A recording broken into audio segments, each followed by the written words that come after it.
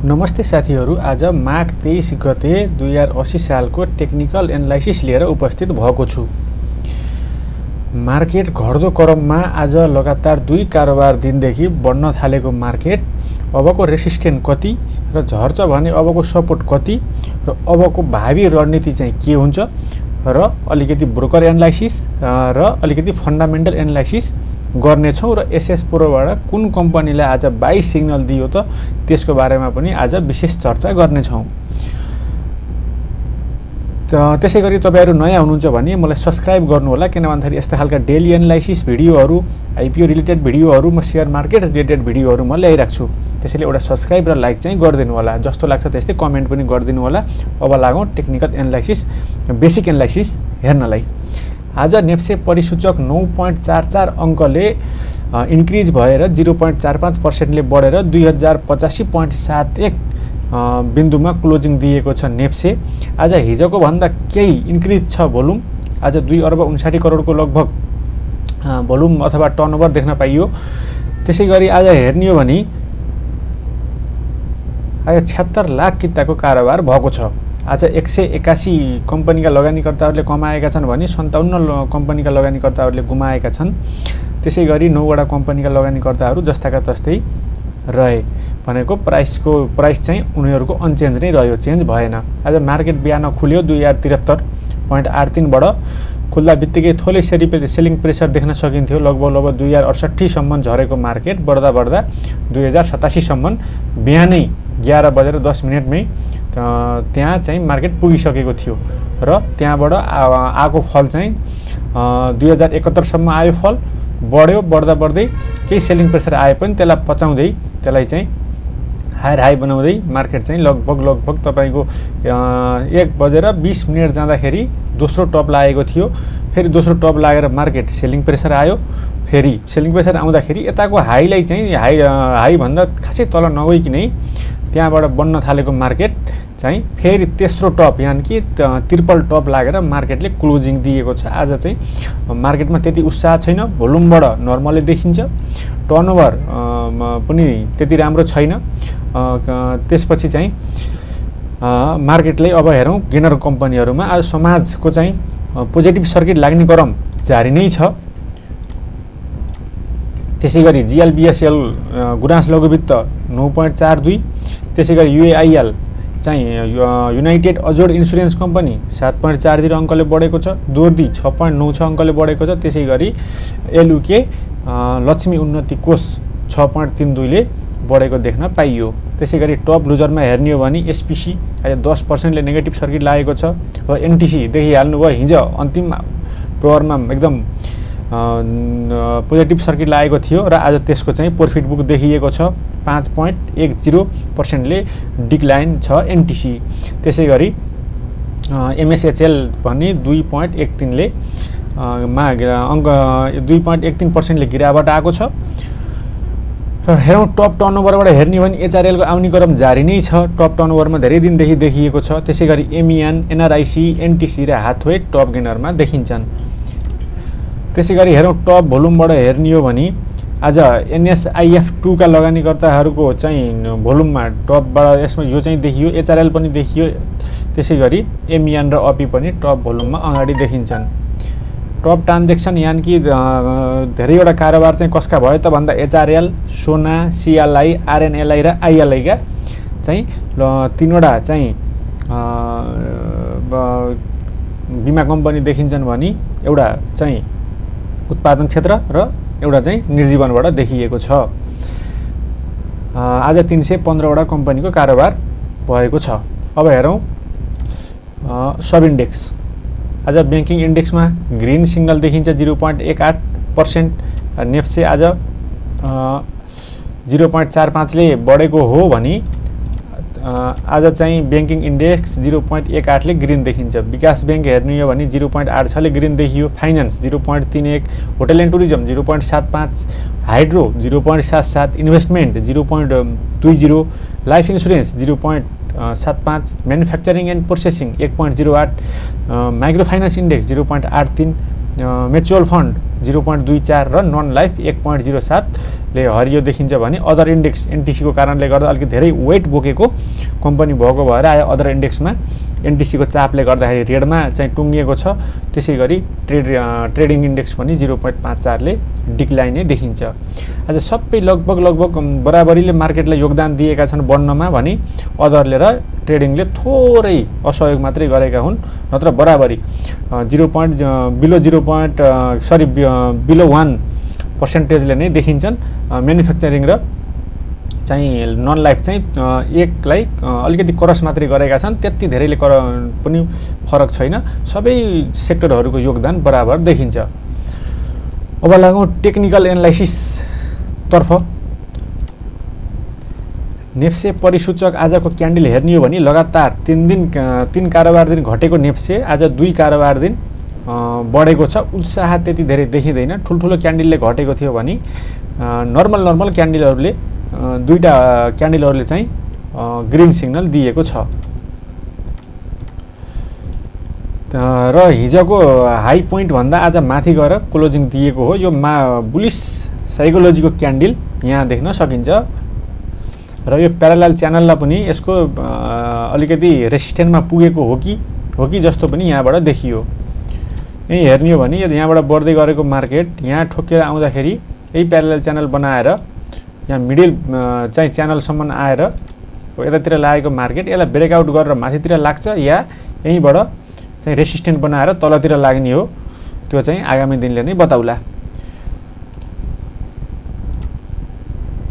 अब फेरि केही साथीहरूले यहाँ पुग्दा बित्तिकै के सोच्नुहुन्छ अथवा के गर्नुहुन्छ भन्दाखेरि जस्तै त्यहाँ पुगिसके पछाडि साथीहरूले चाहिँ यतातिर चाहिँ साथीहरूले पनि बेच्नुभयो, यतातिर पनि साथीहरूले बेच्नुभयो भने यतातिर पनि भोलि चाहिँ अलिकति सेलिङ प्रेसर चाहिँ आउन सक्छ। त्यो सेलिङ प्रेसरलाई अलिकति पचाइसके पछाडि भने मार्केटले अघिल्लो चाहिँ हाई बनाउन जाने हो कि जस्तो पनि देखिन्छ यहाँबाट चाहिँ।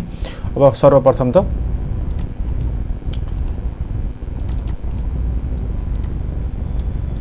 यसरी हेरौँ। अब हामीहरूले बिक्री गरेर बसिसकेका साथीहरूको चाहिँ स्टप लस चाहिँ यो बिन्दु देखिन्छ हैन। यहाँभन्दा माथितिर चाहिँ मार्केट बस्यो, यदि सस्टेन गरेर बस्यो भने रिइन्ट्री गर्न सकिन्छ। बेचेर बसेका साथीहरूलाई तत्कालै रिइन्ट्री गरिहाल्नु पनि मैले भनेर भनिनँ।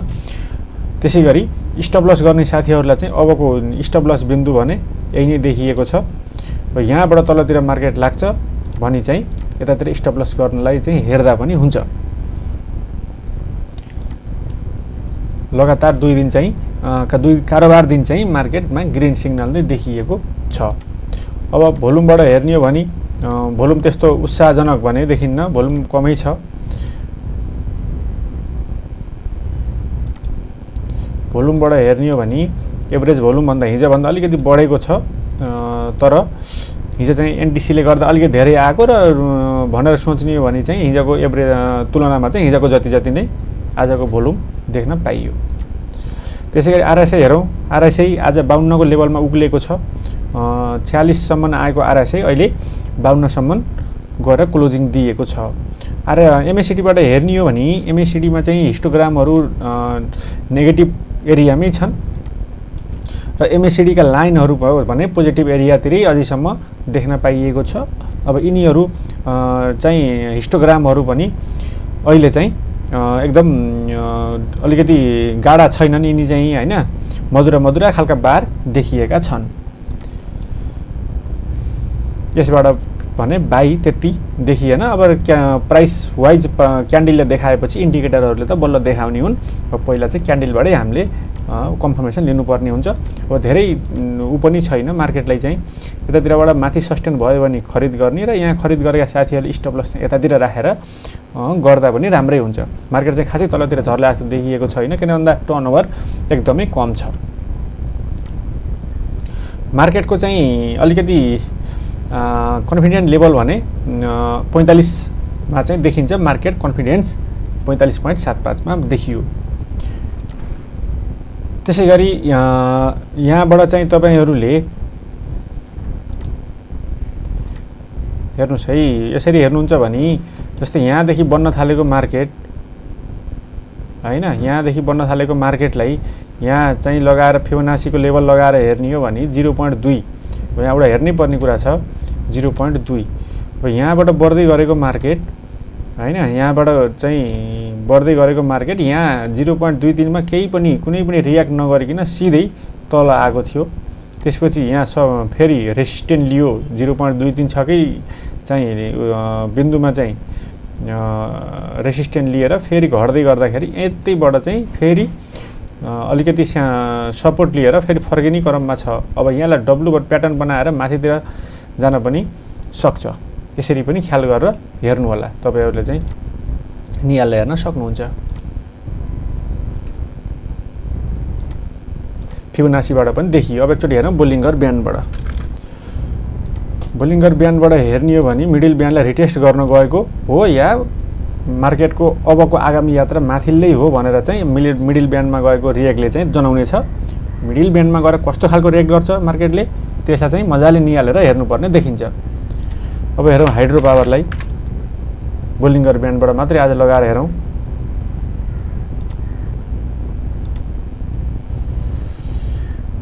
हाइड्रो पावर 3 लगातार 4 दिनदेखि मिडल ब्यान्डलाई नै चप्किएर बसेको देखिन्छ अलिकति घटे पनि त्यतैतिर लाग्ने र दिनमा घटे पनि दिउँसोमा त्यतैतिरै गएर बासा बस्ने खालको एउटा मेन्टालिटी चाहिँ लगानीकर्ताहरुको मिडल ब्यान्डतिरै देखियो हाइड्रो पावरको चाहिँ त्यसैगरी ब्याङ्किङको हेरौं ब्याङ्किङको त्यसै पनि राम्रो छैन यसको लोअर ब्यान्ड छोडेको छ मिडल ब्यान्डतिरको यात्रा हो कि अथवा क्यान्डल भने हायर प्राइसको एकदमै स्याडो लामो भएको देख्न पाइयो त्यसैगरी हेरौं विकास ब्याङ्कलाई हेर्ने हो भने लोअर ब्यान्डमा नआइकन माथितिरको यात्रा सुरु भएको देखिन्छ लोअर लो बनिसकेको हो अब यसको यात्रा कतातिर छ यो आगामी दिनले नै देखाउला त्यसैगरी हेरौं फाइनान्सको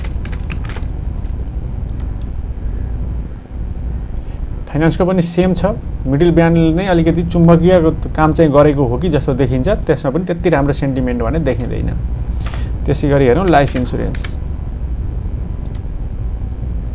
इन्स्योरेन्स हेर्ने हो भने लाइफ इन्स्योरेन्सको एकदमै त्यति सेन्टिमेन्ट राम्रो देखिएन हैन यसलाई चाहिँ लोला ब्रेक गरेर झरेको मार्केट रिटेस्ट गर्न आएको हो या माथितिरको यात्रा हो चाहिँ भोलिको दिनले बताउने छ त्यसैगरी हेरौं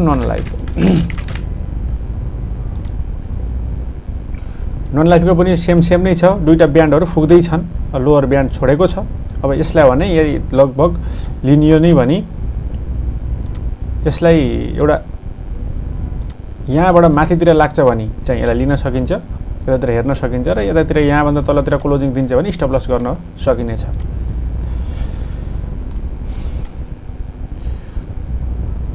यसैगरी हेरौं आजको फ्लोर शीटबाट हेर्ने हो भने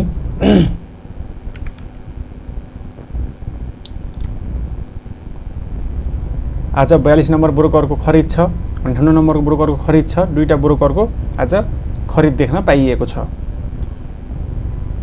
42 र 58 को खरिद देखियो नेपालमा चाहिँ बाई गरेरै कमाउने हो सेल गरेर चाहिँ लस कभर गर्ने हो हैन त्यसैले गर्दाखेरि एमईएन आईजीआई मा खरिदको चाहना धेरै देखिएको छ र एमबीजेसी मा पनि खरिदको चाहना 58 को अलिकति धेरै नै देखिएको छ एमईएन मा यसले धेरै नै आज बाई गरेको छ र हेरौं 58 लाई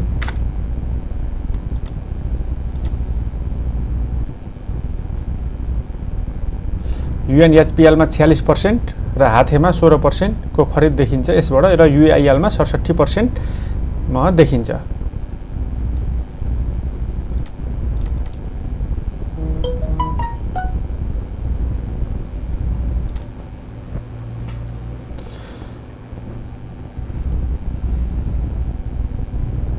एआई बाट हेरौं आज एसएस प्रो को एआई बाट हेर्ने हो भने आज बाईमा 5 वटा कम्पनी देखिएका छन् चन्द्रगिरी हिल्स बाईमा देखियो चाहिँ स्टप लस 806 राखेर टार्गेट 1023 राख्ने हो भने बाई सिग्नल 906 मा दिएको छ त्यसैगरी एचआरएल मा बाई सिग्नल दिएको छ आईएचएल मा बाई सिग्नल छ र आज तीनटा कम्पनीमा बाई सिग्नल देखियो आईएचएल लाई हेर्ने हो भने 329 मा बाई दिएको हो अहिले 329 नै छ एचआरएललाई बाई दिएको हो 704 मा बाई दिएको छ र आज क्यान्डल राम्रो बनेको छ दुईवटा क्यान्डललाई ठ्याक्क ब्रेकआउट गरेर माथितिर बुलिश क्यान्डलले चाहिँ धकेलेको देख्न पाइयो चन्द्रगिरी हिल्स भने त्यति राम्रो क्यान्डल त छैन अब प्रमोटरको अनलकिङ भएको भएर यसमा चाहिँ इन्ट्री गरिहाल्नुस् म भनिन तपाईहरुलाई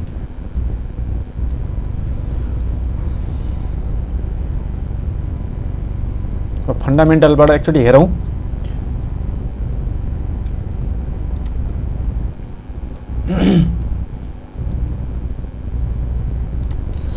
कमर्शियल बैंक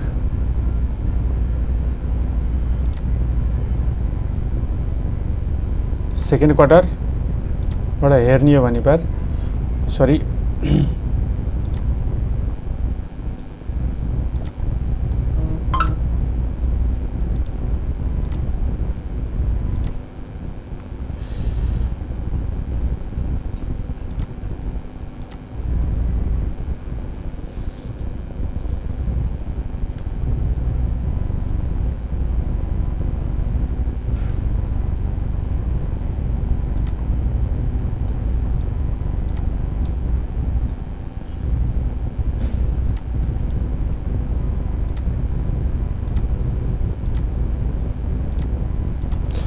एचआरएल लाई बाई सिग्नल दिएको थियो त्यसलाई चाहिँ हामीले हेरौं आज क्यान्डल पनि राम्रो बनेको भएर 55 नम्बरको ब्रोकरले होल्डिङ गरेर चाहिँ उसको जारी नै देखिन्छ है त 55 नम्बर ब्रोकरको चाहिँ